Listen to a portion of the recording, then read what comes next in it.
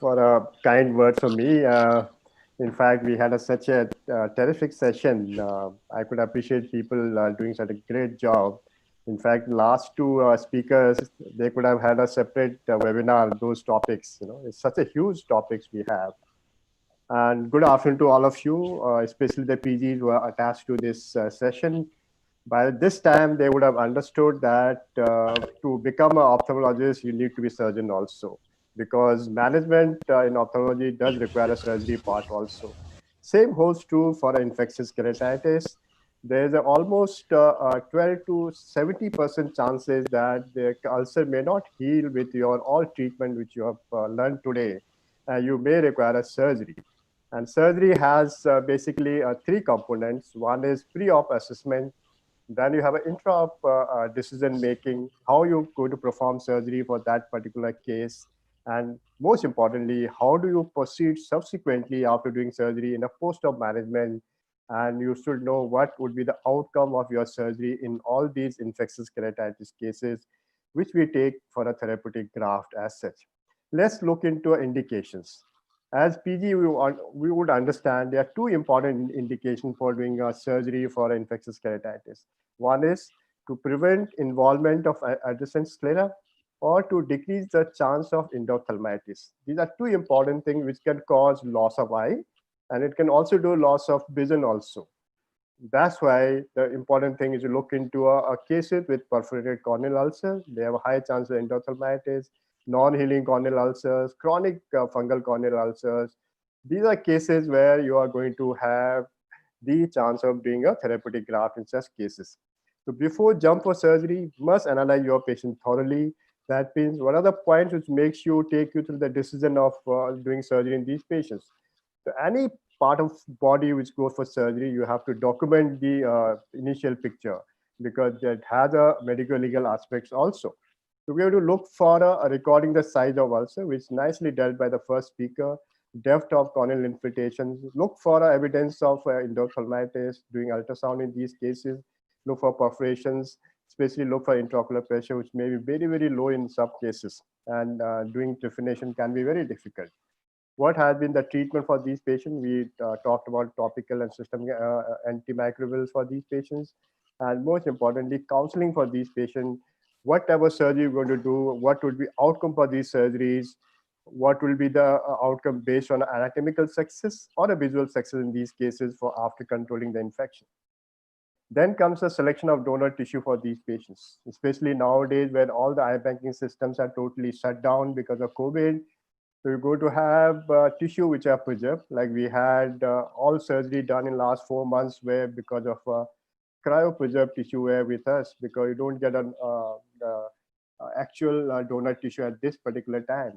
And I can understand now things are starting to get back to normalcy. You'll get a good optical tissue also. If you have a good optical tissue, better result for these patients. And the timing of surgery, I think, is one of the most important factors to preserve the structural integrity of your case and to eliminate the entire infective load, which is the main goal of doing surgery for infectious keratitis patients. And as we discussed in the previous presentations also, we might get the culture sensitive report after doing astropath for these patients and if possible, visual rehabilitation of these patients. So timing of surgery, earlier the decision, better is the outcome. We all understand for these patients. So what is different in these cases than a routine keratoplasty? Students should understand these points very, very carefully. They are not like a routine keratoplasty as such. So you require a good exposure and good lid suture can be done for exposure. And here the importance of doing a good anesthesia. If you have a corneal perforation like this, most therapeutic grafts should be done under general anesthesia so that you have enough time, more comfort, and surgery can be more comfortable.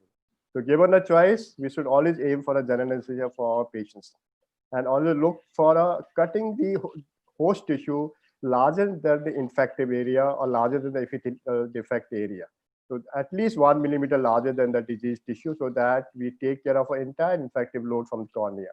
Use sharp, refined, first go partial thickness because difficult to do a full thickness definition in these patients. Otherwise, you can damage the intraocular structures. You can have expulsion at that time also of the lens and iris tissue can come out. It can damage the iris tissue also. clear the AC exudate, which is so important for these cases. So if you're looking here, this is the infective area. So we'll do a trephination. Make sure you encompass the entire unhealthy area and go up to the healthy area. So you can see a very nicely trephination. This is a video from Professor Rajesh Sinha. We have done a partial trephination, then do an entry at this particular moment. Then you can fill up the antechamber viscoelastic and subsequently take out the tissue.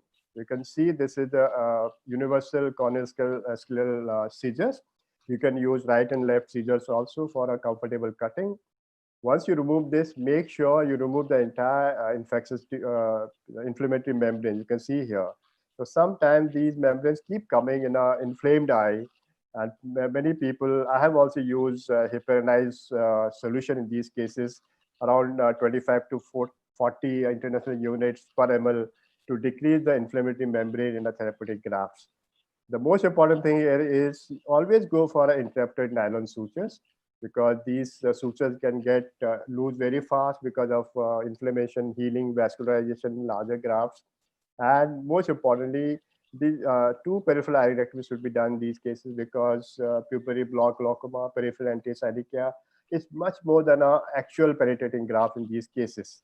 And sometimes we do use intracameral antimicrobials also, which can also help in these cases of fungal or bacterial keratitis. So this was a case of infectious keratitis where we have labeled the entire area of epithelial defect. We are going to go at least 1 millimeter larger than the defect area. And after that, once you cut the host tissue, the half tissue can go for histopath, and other two halves can go for bacterial fungal culture, or you can go for other cultures also depending on your diagnosis. And this will give you more chances of successful identification of causative organisms, and you can plan the post-op management subsequently. And this is what you see post-op period. So this is one case, a timely surgery. This is after 6 months of surgery. This is after 16 months of surgery. It's like an optical graft, because we have done a good job. Early surgery, centralized graft, better results. This is a larger ulcer. You can see the outcome is not as good as what you see, but anatomically, we have succeeded to remove the ulcerative thing, and we can do a subsequent optical graft in these cases. This is again a case where you can have epithelial defect, which is much more common in a therapeutic graft, because of larger grafts and a lot of antibiotics, antimicrobials you're going to use, and epithelial defect has to be taken care of nicely in these patients. Very, very large graft reaching up to the limbus, and the graft will never succeed. And these cases require repeat grafts. Post-op glaucoma is very high in these cases. Small graft, peripheral graft, outcomes are quite good. See this patient, again, the graft is there, peripheral. Because these grafts are larger and peripheral, they would have higher chances of immune rejection in a post-op period. So you have to look for that also. So this is as far as surgery is concerned. We talked about early indications, documentation, sending cultures from an histopath when you remove the host, always go 1 millimeter larger. GA for these cases, interrupted sutures, and manage intra-op complication appropriately. But major problem in these cases is the recurrence of disease, because these pathogens are very virulent sometimes, and they can cause recurrence, and management required. And these are various reasons why recurrence can occur. You can have inappropriate intraoperative measures, or you can have a systemic local factor like diabetic, immunocompromised patients. The size of ulcer is a very, very important. Apart from that, etiology, acanthamoeba, fungal ulcer, or viral ulcers will have higher chance of recurrences. So that is very, very important in these patients. And we talked about acanthamoeba, fungal keratitis. People do discuss therapeutic lamellar keratoplasty in these cases, but not all cases will succeed. Yes, acanthamoeba might be a useful indication, like LASIK, post-LASIK cases also. Fungal, Dr. Namata talked about, not a good indication for lamellar keratoplasty as such. What about post-op management? I think most student will ask this, most examiner will ask, what would be your post-op management after therapeutic keratoplasty?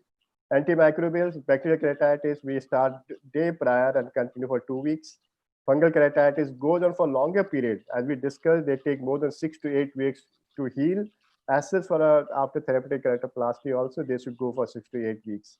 Viral, again, they should be given antiviral systemically, maybe for at least 6 months to 12 months, if not less than that.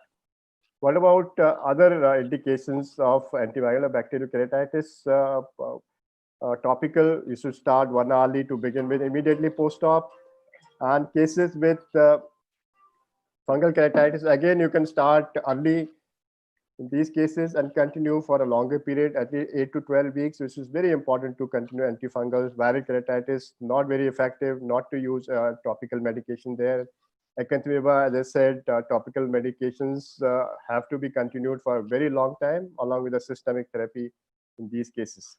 What about corticosteroid? I think this has been debated in the normal medical treatment. For post-surgery also, in bacterial keratitis, you can start immediately also. Fungal keratitis, wait for epithelial defect healing.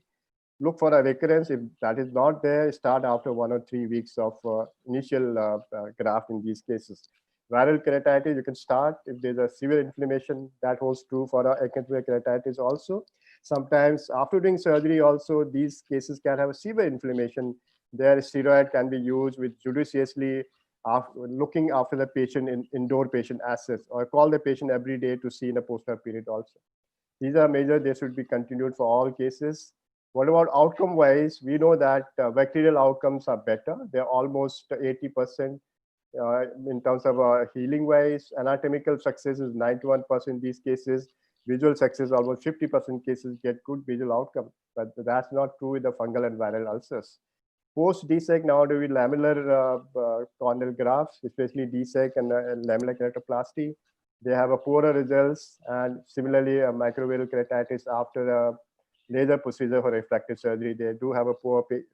That this is one of our patient post LASIK. You can see a melting of a flap. Subsequently, patient required a deep lamellar keratoplasty. This again a second patient. We did a dark first. Dark had successful result for 8 weeks, but recurrence occurred. That's what I'm saying. Lamellar keratoplasty, you should be careful. Ultimately, we have to do a full thickness graft for these patients. This is our innovative publication, which is published in the American Journal of Ophthalmology last year, where you use graft which has been cross-linked in fungal corneal ulcers, and we found the results were better if you have a cross-linked graft in these cases. I heard Dr. Namrata Natarajan Dr. Radhika Natarajan talking about they are doing after doing a graft, they're doing a cross-linking of entire host graft junction also. That may be a good approach for these patients.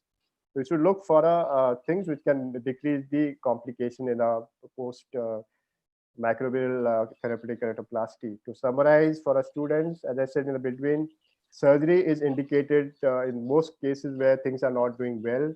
Almost it will be around in our RP center, if I see last 10-year results, almost 40% of our keratoplasty of that is therapeutic keratoplasty. That we do have a more referral being a central institution. And it does have a role for all types of infectious keratitis. Timing is very important, and surgery in perfect manner also very important. Never do a hasty surgery. Don't do a topical surgery, because expulsive chances are much higher, because surgery takes longer and you are open the eye for a longer period. Expulsive hemorrhage can occur. So you should be very careful. Manage the post-op of these cases carefully, because which is very important for successful outcome for all therapeutic keratoplasty. Thank you for kind listening. I would thank my colleagues for helping me for this presentation.